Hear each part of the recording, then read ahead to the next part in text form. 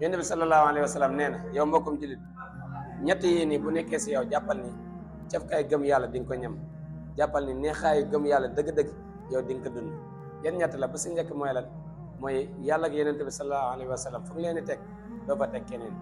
yàlla suñu borom subhanahu wa taala da nga koy jox cëram ba mat sëkk yonent bi sallallahu alayhi wa sallam da nga koy jox cëram ba mat sëkk doo leen sax foowee fu mu leen di teg doo fa teg kenn. deuxièmement mooy lan mooy booy bëgg nit nga bëgg ko te yàlla rek tax doo ko bëgg parce que dafa am alal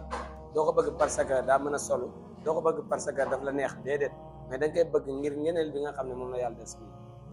troisièmement bi te mooy dernière bi mooy lan mooy nga bañ delluwaat si yéeféer ginnaaw bi nga xamee ne yàlla def na la nga judd doon jullit wala sax nga doonoon yéeféer di dund ba yàgg yàlla daal di lay yenkeewal nga bokk si jullit ñi nga sib